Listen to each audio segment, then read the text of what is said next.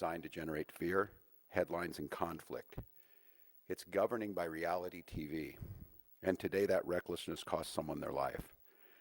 I've reached out to Secretary of Homeland Security Kristi Noem, and I'm waiting to hear back. Let me be clear. Donald Trump and his administration may not care much about Minnesota. That's been pretty evident. But we love this state. We won't let them tear us apart. We'll not turn against each other. To Minnesotans, I say this: I feel your anger. I'm angry. They want a show. We can't give it to them. We cannot. If you protest and express your First Amendment rights, please do so peacefully, as you always do. We can't give them what they want. The hearts and minds of the people in this state are on our side. To Americans, I ask you this: please stand with Minneapolis. To Minnesotans, know that our administration is going to stop at nothing to seek accountability and justice. The State Bureau of Criminal Apprehension are working on the investigation. We have activated the State Emergency Operations Center. State Patrol and Minnesota National Guard leadership is connected with the Minneapolis Police Department, the St. Paul Police Department, Hennepin County Sheriff's Office, the DNR, and Minnesota's Homeland Security and Emergency Management. We have activated dozens of members of the State Patrol's mobile response team. And from here on, I have a very simple message. We do not need any further help from the federal government. To Donald Trump and Kristi Noem, you've done enough. There's nothing more important than Minnesotan safety. I've issued a warning order to prepare the Minnesota National Guard. We have soldiers in training and prepared to be deployed if necessary. I remind you, a warning order is a heads up for folks. And these National Guard troops are our National Guard troops. They're teachers in your community, they're business owners, they're construction professionals. They are Minnesotans. Minnesota will not allow our community to be used as a prop in a national political fight. We will not take the bait. We will continue to update you, Minnesota, as we get more information. Now I'd like to turn it over to Commissioner Bob Jacobson of the Minnesota Department of Public Safety.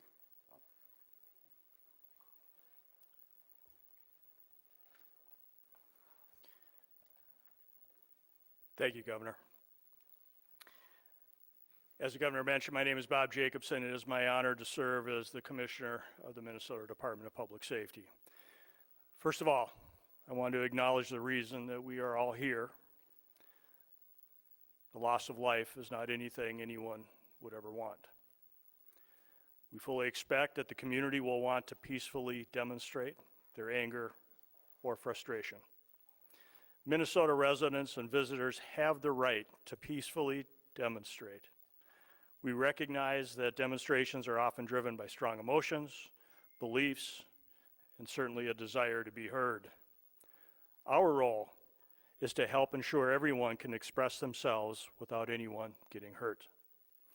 The Minnesota Department of Public Safety's role through the Minnesota State Patrol is to ensure safety, protect constitutional rights, keep roads accessible, and above all, to prevent harm. Our top priority is public safety. Our focus is keeping demonstrators, community members, drivers, and law enforcement safe, especially during moments of heightened tension or uncertainty. Demonstrations must remain safe and lawful, particularly around roadways. We will join with our partners to support safety while respecting the right to protest. With that in mind, I'd like to share a few safe and lawful ways to demonstrate. Minnesotans can safely and legally express their views in many ways, including getting together peacefully with others in public spaces, marching or walking, not on roadways, making your voice heard through chants, speeches, and displaying signs, being present in public areas where pedestrians are allowed, gathering in designated or permitted areas, and these actions will allow people to express themselves while protecting the safety of everyone involved. Unsafe or illegal actions could result in fines or arrests. Certain behaviors create serious hazards that threaten public safety, disrupt emergency services, or put people at risk. These actions could result in fines or arrest. Demonstrating on or entering a freeway on foot, walking on highways, throwing objects, starting or setting fires, damaging property or graffiti, using illegal fireworks, displaying or using illegal weapons, reckless or dangerous driving, especially near pedestrians, and certainly assaultive, aggressive, or riotous behavior toward anyone. We all want definitive answers to what happened today. Our Bureau of Criminal Apprehension is working in conjunction with the FBI to investigate this morning's shooting. As you know, we don't comment on active investigations, but also keep in mind that this is an investigation is also in its infancy. So any speculation about what had happened would be just that. And we will not engage in speculation. With that, I will turn it back over to the governor. Thank you. Thank you, Commissioner. We'd be glad to take any questions.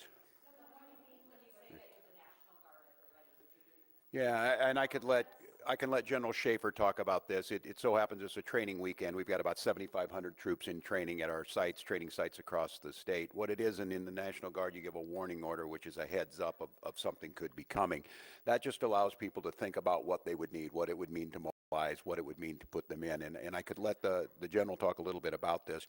Obviously, since the summer of 2020, we had a lot of work done on teams being ready to make sure that civil unrest. And what that means, and I think Commissioner Jacobson was very clear, and I want Minnesotans to hear this from me.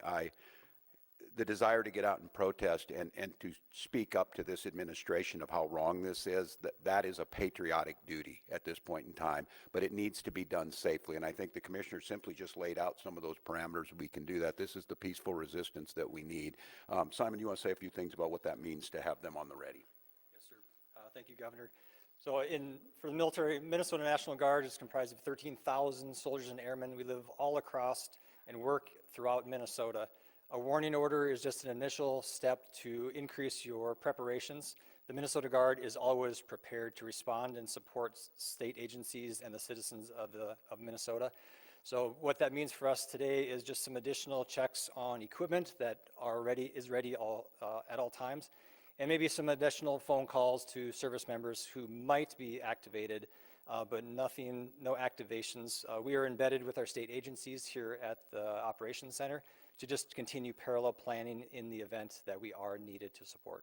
Thanks, Joe. And I would make note, Mary, and to Minnesotans on this about the National Guard, they're there to protect you and protect your constitutional rights. These are our neighbors. They don't wear masks. They don't bust in from somewhere else. They're not here to cause hassles to you or what we saw today, the tragedy. Having them at the ready to make sure, because when we see these types of things happen, and we saw it after the murder of George Floyd, there's folks that want to cause chaos. There's the disruptors in it. And while the vast majority of those protests were peaceful expressions of their First Amendment rights, there were those that destroyed property and put people at risk. The National Guard is there to make sure that peaceful protests are able to be done, and that those that want to do the destruction are stopped from doing that. Yes.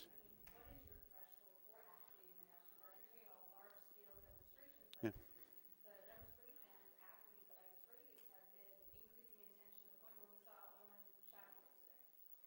Yeah, and I think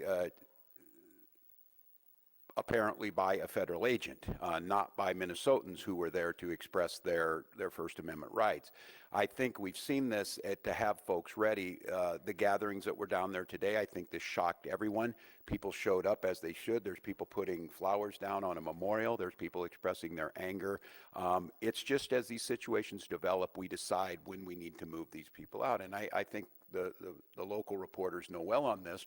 Both unfortunately and for us, the upside of this is that we're very good and we've had practice at this. And I just want to, again, implore Minnesotans, I am not telling you not to express your anger or your frustrations or the outrage that we have. Look, this was totally predictable, as I said it yesterday, and it was totally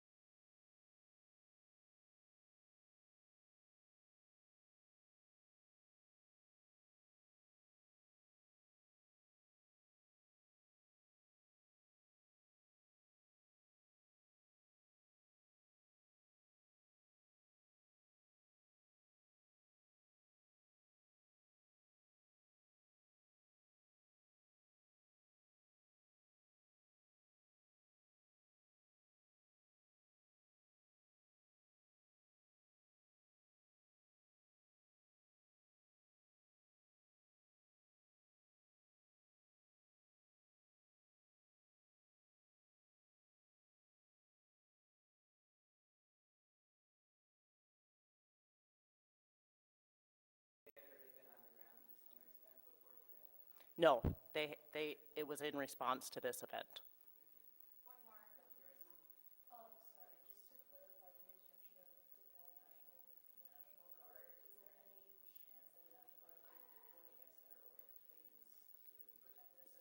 I'm sorry, what was it?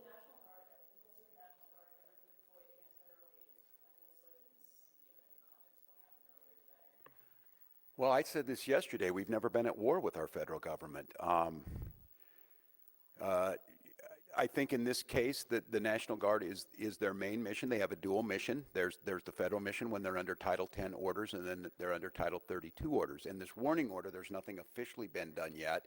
If I am to activate them as the Commander-in-Chief of the Minnesota National Guard, I will issue the executive order to the Minnesota National Guard, and then they will be put in state duty status. And as you've seen over the last few years, that could be flood prevention, that could be after a wind blowing storm up in the north, up in Bemidji, or it could be COVID or George Floyd response. In this case, again, it doesn't necessarily change the mission. They're there to protect Minnesotans. They're there to serve Minnesotans. I think the thing that is so challenging in the moment we're in is we don't see a desire to work with us on public safety. We hear a demonization of our state. We see people coming in who don't know our community, and we see this massive display for the TVs that we're trying to understand how is this coordinated. And some of you watch the videos on there, total chaos. And look, I have very limited work in this is the training in the National Guard, but I've had a lot of training now to watch how our professionals operate.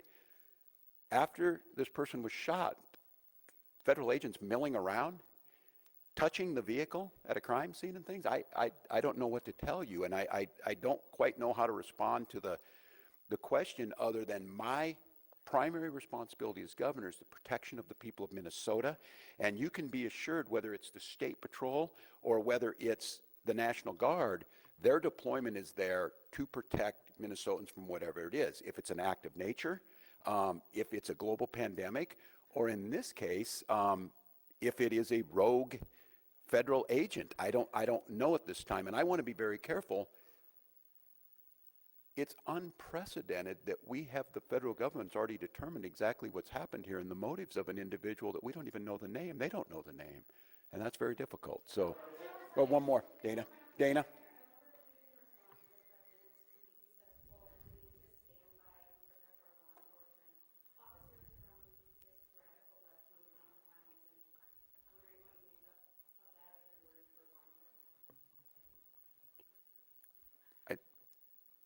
Look, and I understand the uniqueness of this moment in this week, following this week, seeing what's happening in the backdrop of a show hearing in D.C. My job is to govern, and my job is to see what the facts are. This happened a couple of hours ago, and we're already pitting American against American. All of you saw a video in your eyes. We have a chaotic situation caused by the largest deployment in American history of federal agents into a community with no communication to locals. We had a chaotic situation where an individual is in their car, shot and killed. And so, look, I want to be very cautious here because Donald Trump will make this about me. He will make this about politics. This is about public safety, and this is about normalcy. To Americans who are watching this, if you're in Portland or you're in LA or you're in Chicago or you're wherever they're coming next, stand with us. Stand with us against this. This was so preventable, so unnecessary, and I don't know. I hope. Maybe we're at the McCarthy moment. Do you have no decency? Do you have no decency? We have someone dead in their car for no reason whatsoever. And I don't want to be right about this, but I said if they do this, they're going to create a chaotic situation where someone innocent's going to get killed. And they did it. And now we hear more political rhetoric. Enough. Enough is enough. And so to Minnesotans, don't take the bait. Do not take the bait. Do not allow them to deploy federal troops into here. Do not allow them to invoke the Insurrection Act. Do not allow them to declare martial law. Do not allow them to lie about the security and the decency of this state. And let's let this investigation play itself out. Let's make sure we protect our neighbors. I encourage you to use your First Amendment rights and all of your constitutional rights, but do so in a peaceful manner. We'll gather back with you as soon as we gather more information that needs to be put out. But again, stay safe, Minnesotans, and we'll be back with you.